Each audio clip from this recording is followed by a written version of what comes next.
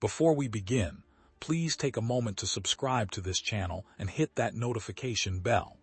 In the next 30 minutes, you are going to hear a story so extraordinary that if it were fiction, you would never believe it. A man stood between another human being and certain death, knowing he would likely be executed for his interference. Then, from inside an enemy prison camp surrounded by guards with orders to kill, he sent a secret message visible only from the sky. Comment below with the city, state, or country you are watching from, and stay with us until the very end. Because what Lieutenant Richard Antrim did in the darkness of the Second World War will challenge everything you think you know about courage, intelligence, and survival under absolute enemy control. The Java Sea burned under a merciless tropical sun on the first day of March, 1942. The water, normally a deep cerulean blue, had turned black with oil and red with blood. Wreckage from destroyed warships spread across the surface like the shattered bones of some ancient leviathan. The USS Pope, a destroyer that had fought through days of relentless air attacks and surface engagements, finally succumbed to the overwhelming force of the Imperial Japanese Navy. Lieutenant Richard "Not" Antrim, the ship's executive officer, found himself in the water alongside dozens of his crewmates, watching their vessel slip beneath the waves with a sound like a dying breath, a long exhalation of air and steam and metal giving way to the inevitable. The Battle of the Java Sea had been a catastrophe for the Allied forces. The American, British, Dutch, and Australian naval coalition, hastily assembled and poorly coordinated, had been systematically destroyed by a Japanese fleet that moved with precision and overwhelming firepower. The Pope had survived the initial battle only to be hunted down days later by Japanese cruisers and aircraft. When the end came, it came quickly. Shells tore through the destroyer's hull, fires erupted across her decks, and the order to abandon ship sent men scrambling over the railings into water that offered no promise of safety, only a slower form of danger. Antrim treaded water and watched the horizon. He was 33 years old, a graduate of the United States Naval Academy at Annapolis, a man trained in engineering, tactics, and leadership. None of that training had prepared him for this. Around him, men clung to debris, their faces blackened with oil, their eyes wide with shock. Some called out for help. Others floated in silence, too exhausted or too injured to speak. The tropical sun beat down without mercy, turning the sea into a vast reflective surface that burned exposed skin and created a thirst that seawater could never satisfy. For 3 days, Antrim and the survivors drifted. They lashed together pieces of wreckage to create makeshift rafts. They rationed the few supplies they had salvaged. They watched as men died from their wounds, from exposure, from drinking seawater in moments of desperate madness. Sharks circled beneath them, drawn by blood and the promise of easy prey.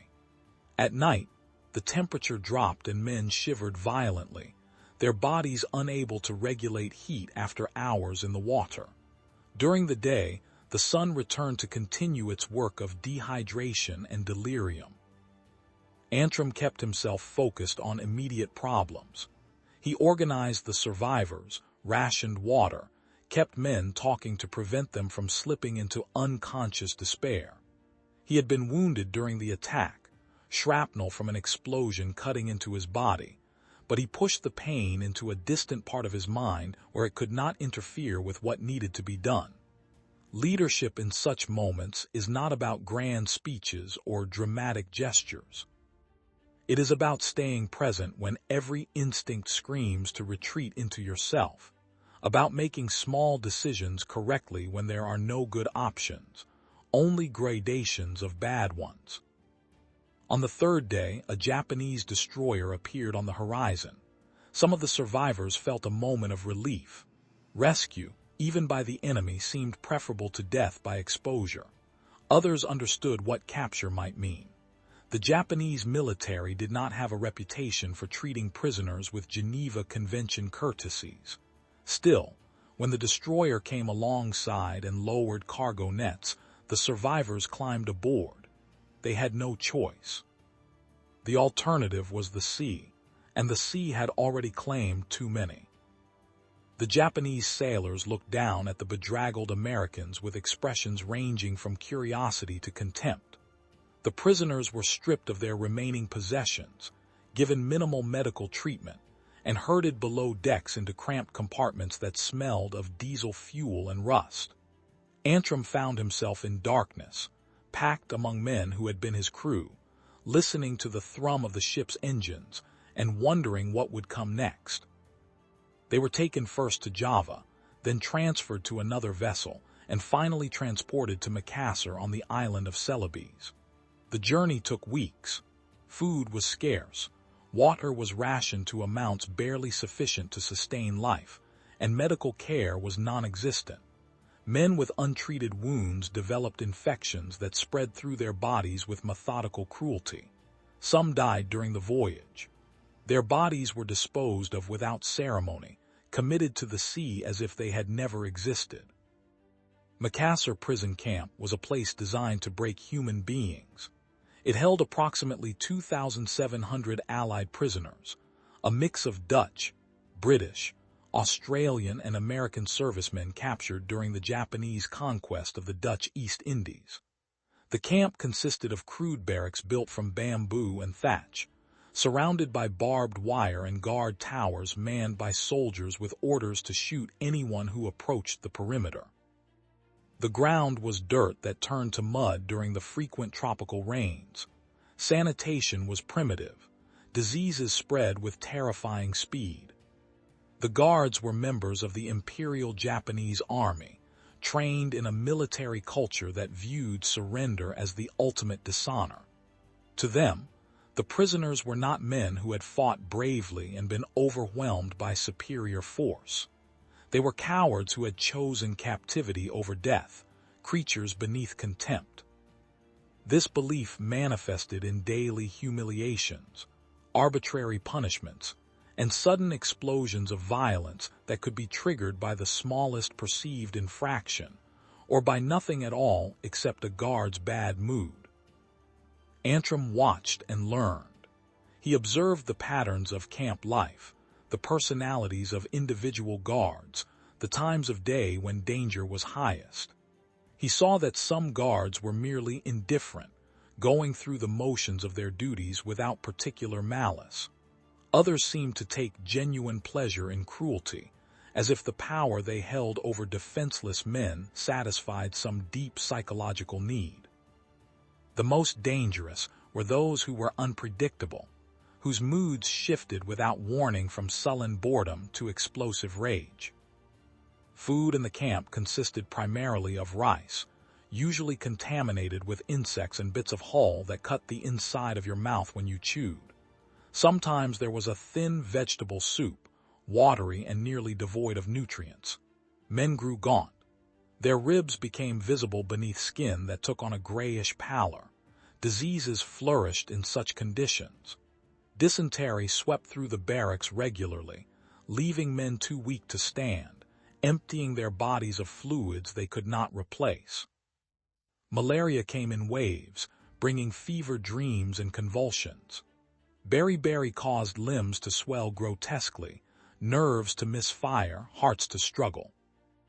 In this environment, survival required a careful calculus. You had to eat enough to maintain strength, but not so much that you drew attention by appearing too healthy. You had to work hard enough to avoid punishment, but not so hard that you exhausted yourself beyond recovery. You had to maintain your dignity without displaying defiance that would provoke retaliation. It was a narrow path, and men fell off it every day. April 1942 brought weather that seemed designed to increase human misery. Heavy rains turned the camp into a swamp. Water dripped through the thatch roofs. Clothing never fully dried. Fungal infections spread across skin that remained perpetually damp. The guards, uncomfortable in the humidity, grew more irritable, more likely to lash out at prisoners for imagined offenses. On one particular morning, the prisoners were assembled for the daily count, a ritual that could take hours as guards moved through the ranks, sometimes counting accurately, sometimes starting over because they lost track or simply to prolong the ordeal. The men stood in rough lines, trying to remain motionless despite muscles that cramped and weakened from malnutrition. To move during the count was to risk a beating. To speak was to invite worse. Antrim stood in his place, conserving energy, his mind elsewhere. This was a survival technique he had developed, a way of enduring the interminable waits by retreating into memory or abstract thought. He recalled his family in Peru, Indiana. He mentally reviewed engineering principles from his academy days. He composed letters in his mind that he would never be allowed to write. A commotion near the front of the formation pulled him back to the present. A Japanese guard was shouting at an Allied naval officer, a lieutenant commander whose name Antrim knew but whose specific offense was unclear. Perhaps the officer had moved. Perhaps he had failed to bow with sufficient depth. Perhaps the guard needed no reason beyond the pleasure of exerting power. The guard struck the officer across the face with the back of his hand, a casual blow delivered almost lazily. The officer staggered but remained on his feet. This seemed to enrage the guard further. He shouted again and drove his fist into the officer's stomach, doubling him over. Other guards moved closer, forming a loose circle. The prisoners in formation remained rigidly still. To react was to become the next target. This was the fundamental rule of camp survival. Do not draw attention. Do not intervene. Protect yourself. The beating intensified. The guard produced a wooden staff and began striking the officer methodically, aiming for his back, his shoulders, his legs. Each blow landed with a sound like wood striking meat. The officer fell to his knees, then to his hands and knees, then onto his side. The beating continued. Blood appeared on the officer's face, running from his nose and mouth. His breathing became labored, each inhalation a wet rasp that suggested internal damage. Antrim understood what he was witnessing. This was not punishment. This was execution disguised as discipline. The guard would beat the man until he died, and then the body would be dragged away and the count would resume as if nothing had happened. It had occurred before. It would occur again. The camp operated under rules designed to terrorize, to demonstrate absolute power, to crush any thought of resistance or hope. Every calculation Antrim had made about survival, every careful weighing of risk versus benefit, argued for inaction. To intervene would accomplish nothing except to add his own death to the officers. The guards would beat them both, or they would make an example of Antrim in some more elaborate and painful fashion. The other prisoners would be forced to watch. The lesson would be reinforced. Interference equals death. But something in Antrim refused the calculation. Perhaps it was his training as an officer, the ingrained belief that leaders protect those under their command. Perhaps it was a stubborn conviction that some lines cannot be crossed, that witnessing murder and doing nothing is itself a form of moral death more final than physical destruction. Perhaps he simply reached a point where survival without honor felt worse than death with it. He stepped forward. The movement was not dramatic. He did not charge or shout. He simply left his position in the formation and walked calmly toward the scene of the beating. Other prisoners watched with expressions of horror and disbelief. The guards noticed immediately. Leaving the formation was forbidden. Approaching a guard was forbidden. Interfering with punishment was so far beyond acceptable behavior that there was no specific rule against it because no one had ever been foolish enough to attempt it. The guard stopped beating the officer and turned toward Antrim. Other guards raised their rifles, pointing them at this unexpected threat. An officer in the camp administration, a lieutenant in the Imperial Japanese Army who served as one of the camp's senior commanders, moved forward to assess the situation. The entire assembly seemed to hold its breath. Antrim stopped a respectful distance from the Japanese lieutenant and bowed. The bow was deep, formal, executed with precision. It was a gesture that acknowledged the power structure while claiming a position within it. Antrim was not cowering. He was negotiating.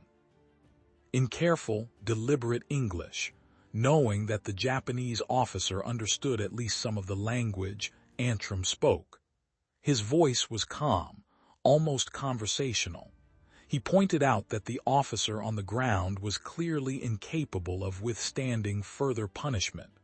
He suggested that the guard's anger was justified, but that honor was satisfied.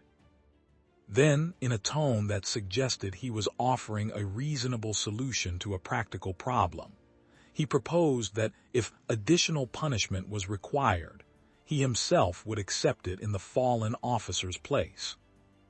The audacity of this proposal created a moment of absolute silence. Prisoners did not volunteer for beatings. They certainly did not negotiate the terms of punishment with camp commanders. The very concept violated every understood rule of the camp's power structure. The Japanese lieutenant studied Antrim. What he saw was a tall, thin man ravaged by imprisonment, but standing with military bearing, meeting his gaze without defiance, but also without fear. Here was something unexpected, something that did not fit the category of contemptible prisoner. Here was an act of self-sacrifice that resonated with the Bushido code the Japanese military claimed to revere, even as they violated it through their treatment of captives. The lieutenant made a decision that, in its way, was as surprising as Antrim's intervention. He ordered the beating stopped. He commanded that the injured officer be given medical attention, such as it was in a camp with almost no medical supplies. He did not beat Antrim. He did not have him executed. Instead, he simply nodded, turned, and walked away. The guards, confused but obedient, lowered their weapons. Several of them lifted the semi-conscious officer and carried him toward the camp's makeshift infirmary. Antrim stood for a moment, processing what had just happened, then returned to his place in the formation. The count resumed. That night in the darkness of the barracks, men spoke to Antrim in whispers.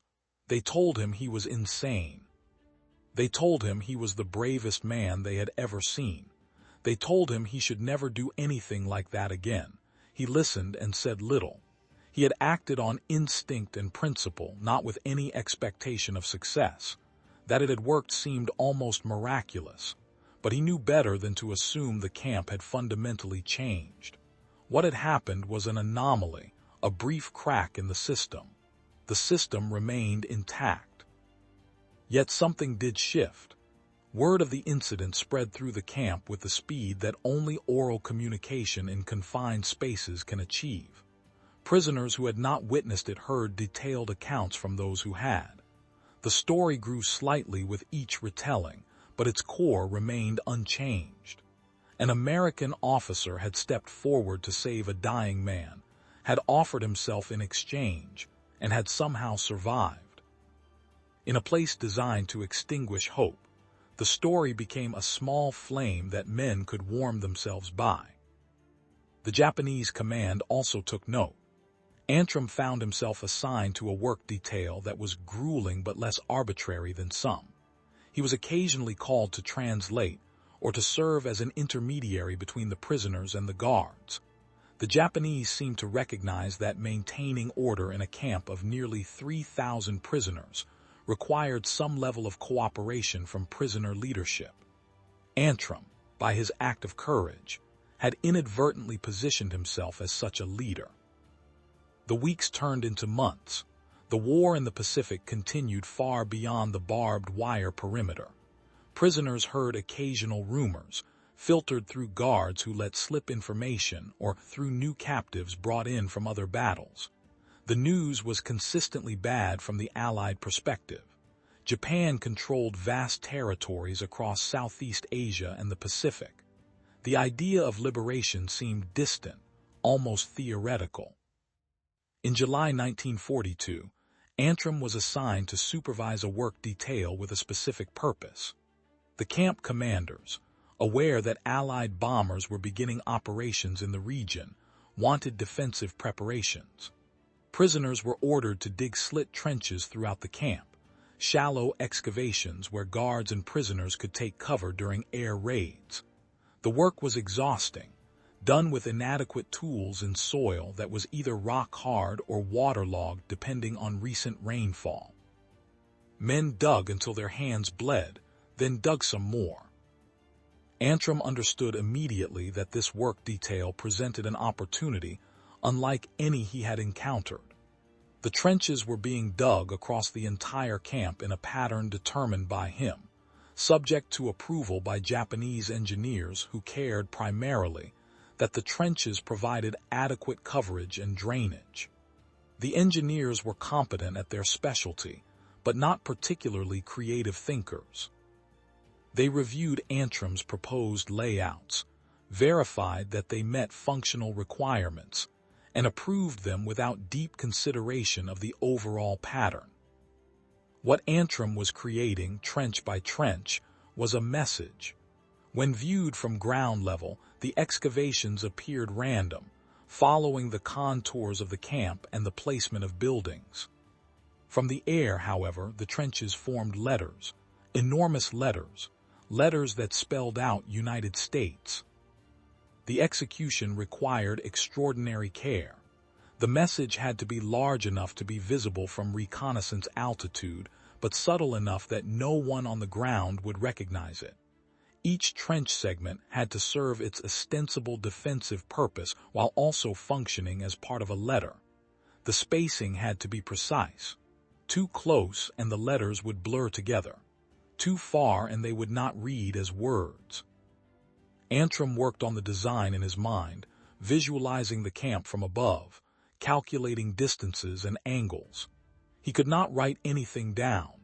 Discovery of any sketch showing the pattern would mean immediate execution. Everything had to be memorized, held in his head, adjusted on the fly as he directed the work crews to dig here, extend this trench, curve that one.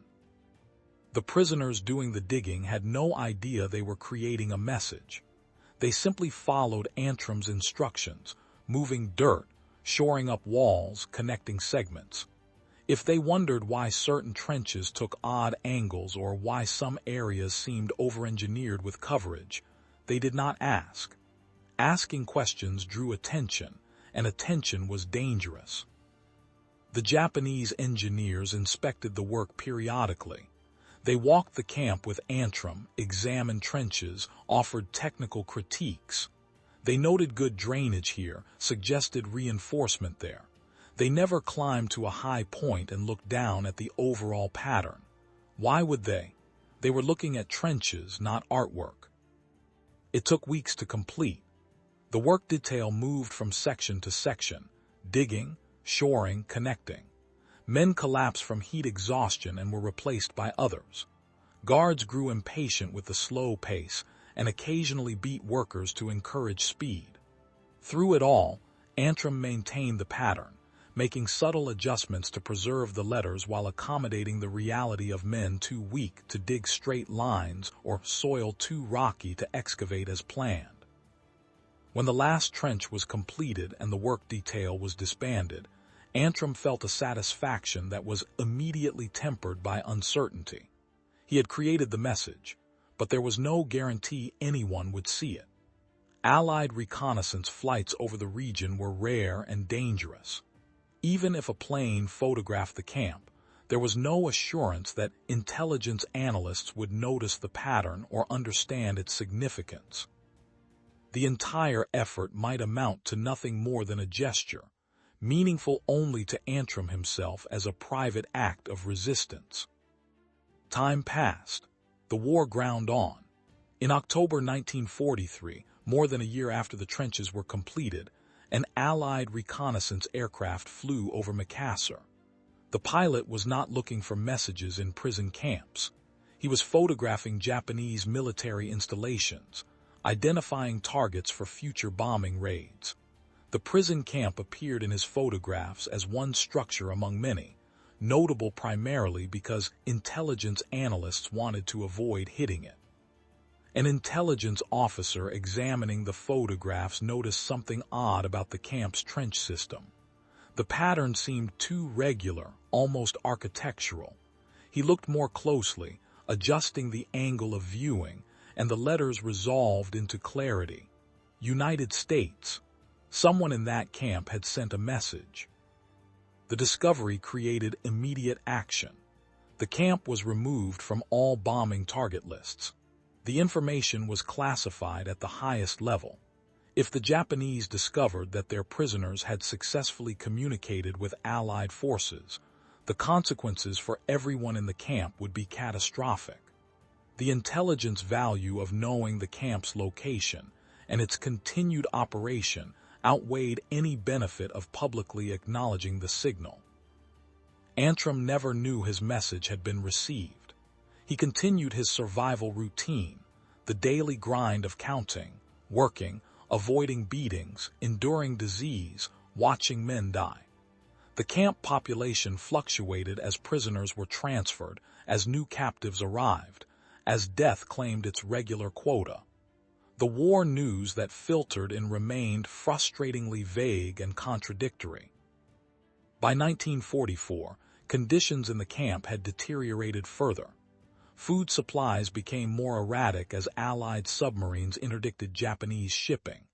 The guards, themselves on reduced rations, grew more volatile. Executions for minor infractions increased. Disease swept through the barracks in waves that left survivors too weak to bury the dead properly. Antrim developed malaria, suffered through bouts of dysentery, watched his body consume its own muscle for fuel. He maintained discipline by force of will, by the conviction that survival was itself a form of resistance. Each day lived was a day the enemy failed to kill him. Each morning he woke was a small victory. The atomic bombs fell on Hiroshima and Nagasaki in August 1945. The prisoners did not know this immediately.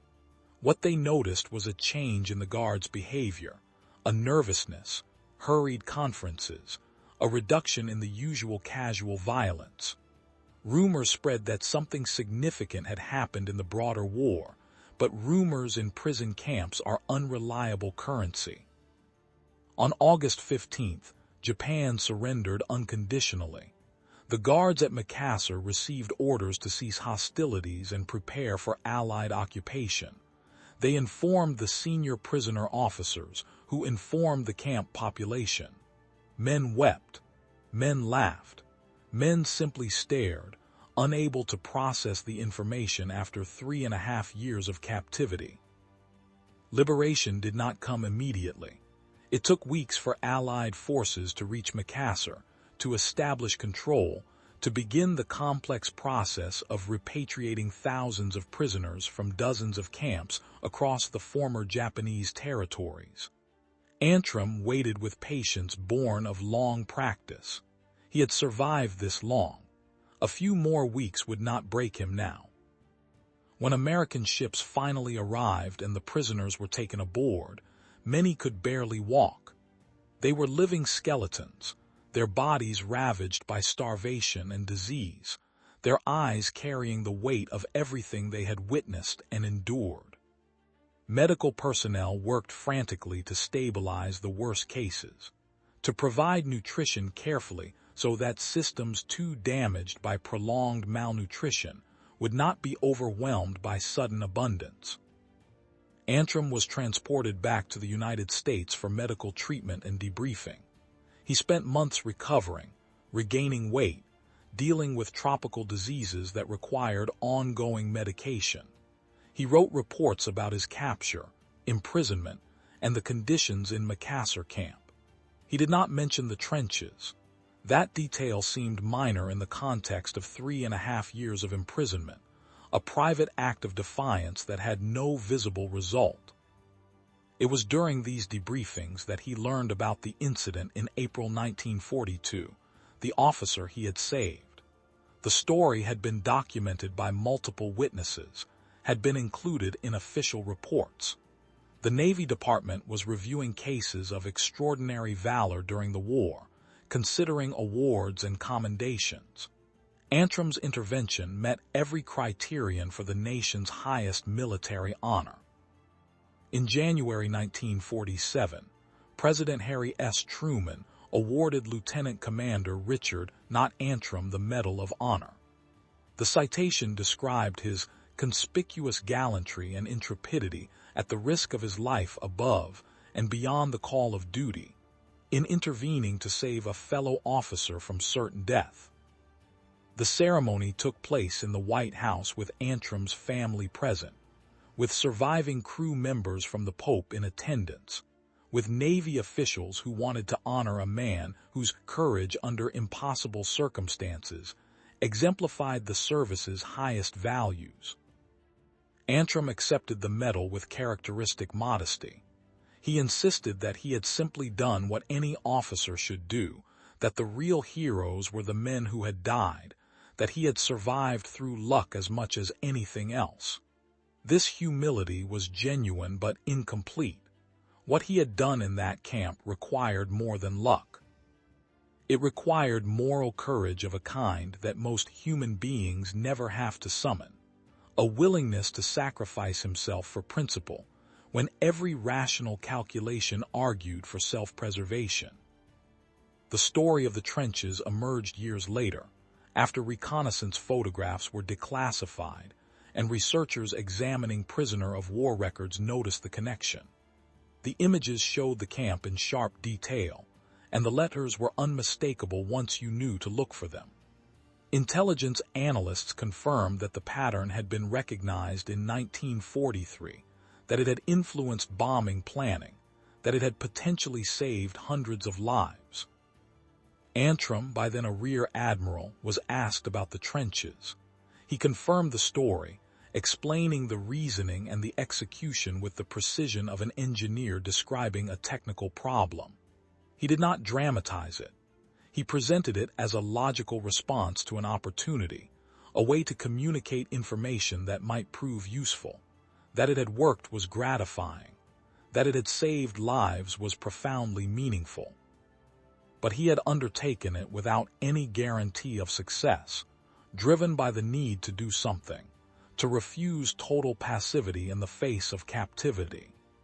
His post-war career reflected the lessons of his imprisonment. He became an instructor at the Naval Academy, teaching courses on leadership, ethics, and decision-making under extreme pressure. He emphasized to midshipmen that courage is not the absence of fear, but the ability to act correctly despite fear. That leadership is demonstrated most clearly when the personal cost is highest, that the choices made in crisis reveal character more than any peacetime success. He spoke rarely about his own experiences, deflecting questions about his Medal of Honor with the observation that he had been in the right place at the right time, that any officer would have done the same, that the recognition belonged to all prisoners of war who maintained their dignity and humanity in circumstances designed to destroy both. This deflection was itself a form of teaching, a demonstration that genuine heroism does not require self-promotion, that the act is sufficient without the acclaim. Richard Antrim died in March 1989 at the age of 79. His obituaries recounted his Medal of Honor citation, his naval career, his contributions to professional military education. They mentioned the trenches at Macassar, though by then the story had taken on an almost legendary quality, the details smoothed by retelling until it seemed less like history and more like parable. But the documented facts remained stark and unembellished. In April 1942, a naval officer in a Japanese prison camp made a decision that by all rational calculation should have resulted in his execution. He stepped forward when every survival instinct argued for staying in place. He negotiated with an enemy commander from a position of complete powerlessness and somehow prevailed. He saved a man's life through a combination of courage, cultural intelligence, and calm in the face of terror. Months later, using nothing but his mind and the labor of exhausted prisoners who did not know they were creating a message, he encoded a signal in the earth itself, making his camp speak to the sky, turning defensive trenches into an enormous declaration of identity and defiance. He did this knowing he might never know if anyone received the message, knowing that discovery would mean death, proceeding anyway because the alternative was accepting silence. These acts occurred in a context of almost unimaginable horror. The Macassar camp was a place where men died daily from disease, starvation, and violence. It was a place where the normal rules of human interaction had been suspended, replaced by arbitrary power exercised through terror. In such an environment, maintaining your own survival consumed all available energy. To think beyond survival, to plan, to risk, to act for others or for some abstract future benefit, required a strength of character that cannot be taught or tested in peacetime. What Richard Antrim demonstrated was that even in total captivity, human agency persists. Even when you control nothing, when the enemy controls your food, your movement, your very life, you still control your choices. You can choose to accept death rather than watch murder. You can choose to create meaning where the enemy intends only degradation. You can choose to hope when hope is irrational, to resist when resistance seems futile, to assert your identity when the enemy wants to erase it. These choices matter not because they guarantee success, but because they define the person making them. Antrim did not know his intervention would save the officer. He did not know his trench message would be received. He acted from conviction, from a refusal to be reduced to pure survival, from the understanding that some things are worth risking death to preserve. That he survived, that his actions had consequences beyond his knowledge, that history eventually recorded what he did. These are outcomes he could not have predicted or controlled. The lesson is not that moral courage is rewarded. Sometimes it is. Often it is not. Men in that camp and in thousands of others made similar choices and died for them, their names lost, their sacrifices unrecognized. What Antrim's story teaches is that the choice itself has value independent of outcome, that in the act of refusing complicity with evil, in the moment of deciding that you will not be merely a passive victim but an active moral agent, you reclaim something essential to human dignity.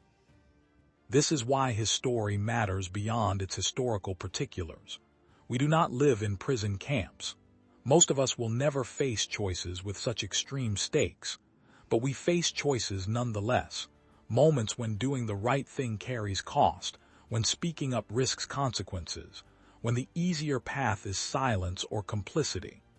In those moments, the example of men like Richard Antrim provides a template. Not a guarantee of safety or success, but a demonstration that courage is possible, that moral action under pressure is achievable, that ordinary human beings can rise to extraordinary demands when they refuse to accept that circumstances excuse them from responsibility. The trenches at Macassar were filled in long ago. The camp was dismantled after the war, the barracks torn down, the ground reclaimed by tropical vegetation.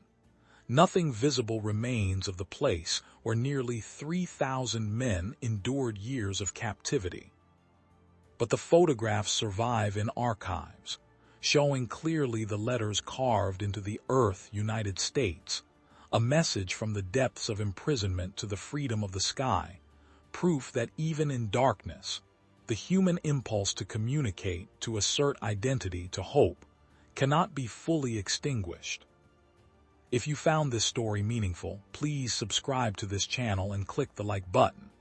History is filled with stories like Richard Antrim's, acts of courage and intelligence that deserve to be remembered and understood. Share your thoughts in the comments.